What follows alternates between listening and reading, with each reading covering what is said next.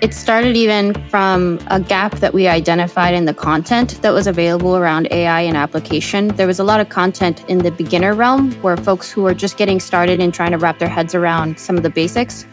Some content in the very advanced level, but there wasn't a lot of intermediary content of people who were essentially in the midst of figuring out how to build more complex applications and then sharing that. So that's where we found a place where we could share more of our journey. Hi, I'm Rachel Chalmers, and this is Generationship, the podcast at the intersection of infrastructure and artificial intelligence. We are the generation that's exploring generative AI. We are a finite group of people with a finite set of resources, and we have to share this infrastructure. We have to find fair and ethical ways to do that. The first generation ship has already set sail. It's the planet Earth, and you and I are the crew. This show is brought to you by Heavybit, the leading investor in developer-first startups. To learn more about Heavybit, visit heavybit.com. Today, I am very excited to welcome Salma Mayorquin and Terry Rodriguez to the show. Salma is an expert in machine learning and skilled in advising MLOps strategies for small teams to Fortune 500 companies. Some of her notable achievements include delivering technical guidance and demos to clients on leveraging Databricks for advanced analytics as a solutions architect and ML deep learning subject matter expert, creating a smart mirror that uses image recognition to teach and correct yoga postures, which was featured in Magpie magazine, and open sourcing Action AI, a toolkit for building lightweight custom action recognition models, coupling pose estimation and LSTMs, gaining recognition from NVIDIA's developer community. We're also welcoming Terry after brief stints building surfboards in Hawaii, teaching Latin and ballroom dance, and catching king crab off Alaska. Terry turned towards his original passion, mathematics. He concentrated in analysis, operations research, and scientific computing before discovering applied machine learning, where he has focused for the last 10 years. Together, Salma and Terry are the founders of Remyx AI, which is committed to democratizing tailored machine learning. By streamlining the process of AI customization and deployment, Remyx aims to overcome traditional hurdles to AI adoption, including data scarcity, talent shortages, and resource limitations. Salma and Terry, welcome to the show. It's so great to have you. Rachel, thanks for welcoming us. It's an absolute privilege to be here on the show, and we're excited to chat. Before we talk about Remyx, can we talk about your machine learning consultancy, the wonderfully named Smells Like ML? What did you do there, and which enormous AI companies recognized the work that you did? Sure. I think Smells Like ML was really born out of curiosity from both of us to dive deeper into machine learning and machine learning applications, especially when it was really early in breaking in computer vision and NLP. And we really expanded that blog to allow us to partner up with teams like NVIDIA and ARM on promoting some of their software and hardware platforms, showcasing AI applications.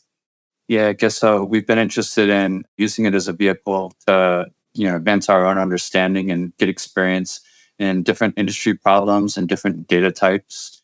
And I think in our experience working with different groups and advising them on their AI initiatives, we commonly found a lot of the problems that you had hinted to before around the difficulty of data wrangling and even simple things about like integrating all the software and environments together, packaging the ML artifacts and building a system around that so that you can be confident that the changes that you're making, the investment that you're making in the application is moving in the right direction. Yeah, I think it started even from a gap that we identified in the content that was available around AI and application. There was a lot of content in the beginner realm where folks who were just getting started and trying to wrap their heads around some of the basics. Some content in the very advanced level, but there wasn't a lot of intermediary content of people who were essentially in the midst of figuring out how to build more complex applications and then sharing that.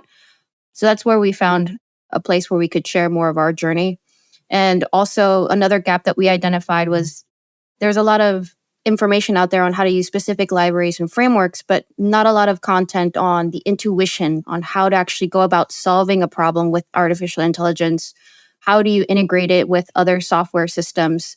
What kind of limitations do they have? And how can you work around those to build a robust application? Yeah, I run into that missing middle a lot. I'm a very bad programmer and I've done a lot of like the introductory level courses, and then you go to the next step and it's like, and now build a, distributed operating system for running rovers on Mars. And I'm like, there's a step missing here. Something that's Hello World and like an archive paper. Yeah. Exactly. And I loved what you said about intuition, Salma, because something I've seen in the really productive creators that I've worked with in my career is this ability to do systems thinking, to take a step back from, how do we write a program to do this and say, what problem is it we're really trying to solve? And I think that's something that engineers acquire later in their career as they are able to reason about larger and larger abstractions. I love the idea that what you're building can help people start to develop that skill set. Yeah, I think that's the aim of encoding a lot of the intuition that was harder earned over our years. And I'm sure lots of peers like ourselves have bumped into and learned along the way. And how do we build tools or systems, processes, platforms that encode more of that so that more people don't have to go through the hard-earned lessons that we did? I am the only non-gamer in my household. So for my kids and my partner's sake, I've got to ask you about the work that you did with Riot Games. Well, at the beginning of the, explosion of excitement around generative AI when Stable Diffusion was open sourced and the text-to-image applications were being explored, of course, they were very interested in that. And text-to-image, text-to-3D, text-to-video, they were interested in synthesizing audio and voice. So for them, it was interesting to explore how they can use their content catalog and provide tools that help their developers explore the fitness for AI and what they're building in their content catalog and where the technology is moving. So it was a really awesome experience to get to work on that breadth of problems and explore like the limitations of the technology and understand like how to bring a technology like that to a creative audience. That's very cool. Tell my kids that what I'm working on is actually interesting. Absolutely. How did all of this work that you did with Smells Like ML, all of this building and learning in public, inform your decision to take a bet on a startup and build Remyx? I think it was, sharing all of those lessons over time and trying to bring them to a broader audience. We've purposely put a lot of our work out into GitHub repositories and blog format instead of maybe a traditional archive paper, just because it has broader reach. And I think that we could even take some of these lessons and package code and recipes that we've earned over the years and explore that further through a platform. I think there's a way to get more developers on board and accelerated through a collection of tools that are more batteries included. And we're seeing this strong desire on the part of app developers to retrain and incorporate more machine learning models. We've had Swix on the show talking about the rise of the AI engineer. Is that something that you're seeing in your user base? Absolutely. I think, one of the most exciting things catalyzing all the momentum behind AI is that it seems more batteries included to work with foundation models. But as much as that may seem to be true, especially early on when you're just exploring the fitness for AI in your application, you may have a demo working. It's like as you go to scale that up and you run into the other problems and failure modes that you're going to encounter in a production deployment, it's important to use the same kinds of tools and technologies that went into the development of those models and borrow off of the state of the art that's existed before generative AI and foundation models became so popular, to give people like a mental model or a framework tools to help them measure the changes, understand the effect. It's a notoriously difficult thing to assess goodness for AI applications. And so we've been able to lean into what generative AI has enabled for reducing the cost on that in terms of applying LLM evaluators or using synthetic data. So there's a lot of space for a new kind of framework or platform that is oriented around the workflows that people are using, transfer learning and parameter efficient fine tuning to make these model artifacts like really work for their application, to really optimize them. It's kind of even similar to that idea of there's a lack of a middle ground that I think is ripe for exploration. There's a lot of tools that maybe are making it really simple or a bit too simple, where there's little room for you to improve upon that system. then on the other side of that coin, on the very far end, you have research papers and folks who have tons of compute access and data access to be able to move foundation models forward. But there is a middle ground that I think we could explore more to allow teams, with less resources, with less full fine-tuning options, and maybe more parameter efficient techniques to be able to then iteratively improve their solutions beyond what maybe a ChatGPT API call could do. How cool would it be if these tools become something like the first affordable synthesizers and enable people to record the beginnings of EDM in their backyard studios and start a whole movement that way? I'd love that. What are people using Remyx for? What are some of the coolest applications that you've seen? Well, at first we were the main users, and one of the first users that we tell people about was a company called Terramina. They were looking to apply computer vision in a food production product.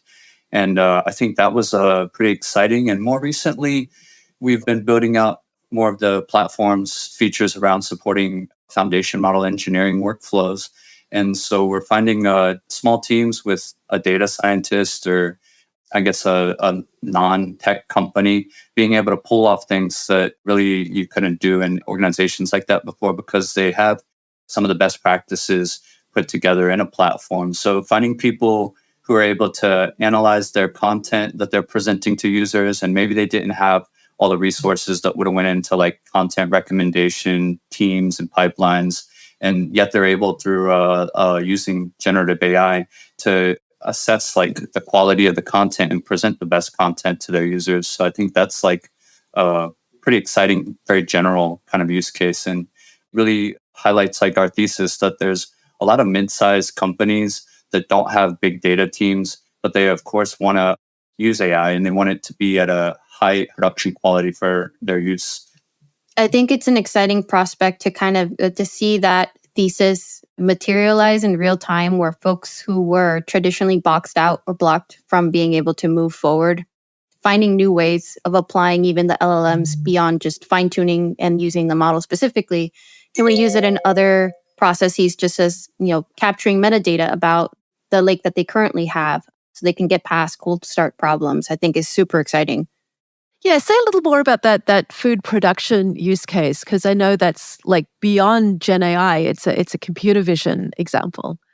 Yeah, I think that's another example of there's room for a combination or a mixture of generative AI and more classical machine learning applications. For that food production solution, they were trying to estimate yields off of really small fish or even shrimp. And the problem is tough because they want to allow folks to submit an image and then return a count of very, very small objects in the field of view. Historically, this was something that farmers did manually, which took an entire day to go ahead and try to manually count all of these things. But through something like an object detector that is robust enough to detect very many small objects, you can get those yield counts, just seconds. So that was an exciting thing that we were able to help Terramina deploy just from a handful of examples. So that's another thing too, where these kinds of solutions, traditionally, you would need a large data lake of labeled data, right? And that, if you're trying to do that manually, that would take a ton of time. That would be all the work that those farmers were doing, individually, now doing it digitally. But to be able to just jump over all of that work and be able to build a model actually that's beating Terramina's competitors with specialized hardware is super exciting. It is. And this is one of the rare cases where I wish a podcast was a visual medium, because you Yeah. showed me that picture of these little organisms and I was like, I can't count those. And it's such a great example of, a lot of people are talking about this technology as replacing writing and replacing music. Music and writing are fun to do. Counting tiny shrimp is not fun. Let's give the robots the boring job. Exactly. I think, even in creative work, I think we've had conversations with folks who are in video production and removing some of the repetitive tasks of finding the clips that are most interesting in a reel that you want to go ahead and further edit down, right? It's how do we allow more folks to do the fun parts of their jobs and reduce all the boilerplate, really repetitive work that's boring, right? That machines are great actually to be able to go ahead and automate. And this comes back to what you were saying, Terry, about how it's hard to evaluate the goodness of something. So that's like what a human job should be, is having taste and having judgment and having like a sense of the fitness of something. Yeah, I think that's kind of speaks to the heart of where people have been struggling to find fitness for generative AI. It's like the excitement of the idea of being able to automate everything versus like understanding what are people motivated by. And they want to be at the interesting part of the problem. They want to be making executive decisions. They want to feel like that the decisions that they made mattered. And so rather than them being kind of tied down with boilerplate and running down bugs or little like technical issues, integrating different tools together, it's like we see where people, when we're seeing them in different channels where people are talking about this stuff on Reddit, on Twitter, we see the kinds of decisions that they want to be focusing on. They want to be thinking more in the systems design. They want to be composing tools like this to get to the point where AI is providing value and they're not kind of like bogged down by the minutia. Yeah, I think hopefully we're moving into a world where AI helps us become more architects of our domains instead of mechanical Turks of those domains. I think that's where more of the exciting work lies. And it's definitely the more fulfilling creative work to iteratively improve those systems. That's perfectly put. Let these agents give us more agency. Yeah. If you're a regular software developer right now, how might you use a tool like Remyx to level up into using ML and maybe becoming an AI engineer? Well, I think the way we've organized it right now, you can learn a workflow. It's learning like which tools have the most leverage for improving your model and making all of that transparent by integrating everything to where you can see the output in terms of evaluation, in terms of assessment, how that changes depending on the input. And we're able to, through this platform, bring a lot of the kind of key decisions or touch points into a different tool to support that part of the workflow. So I think people would use it and understand what the machine learning workflow looks like, that it's an empirical science, that it's something that you iterate on, and that there's like certain tools that are higher leverage that you want to concentrate your attention on. And things like data modeling and data curation are still like some of the biggest parts of the problem.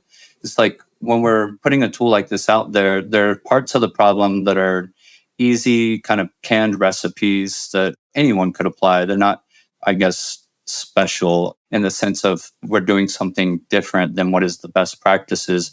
But I think it's by the integration and by the opinionated kind of design around a workflow that people will be able to get up to speed on how they can improve their AI applications.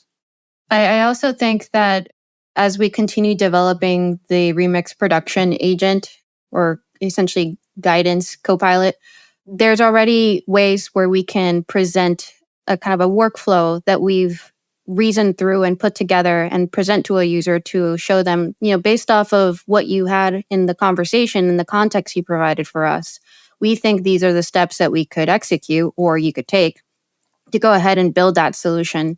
And I think we can encode even more conversation with that production copilot buddy to be able to inform, why the agent thought about a specific game plan was made sense for your application, and then also have a conversation back on, giving your input as you learn, what matters most for your application.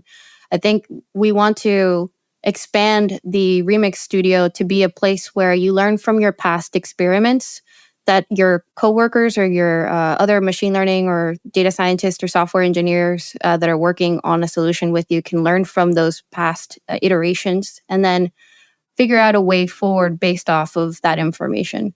So continuing with the Remyx and studio theme, the co-pilot is like your producer. He's your Steve Albini or Brian Eno saying, well, the Beatles did it this way, but Pink Floyd did it this way. So maybe you could try sampling this. Yeah, exactly. When we're thinking about how the app is built, it's going back to that point before about the future of work and where is someone going to want to spend their time? Like it's in a place where they can collaborate.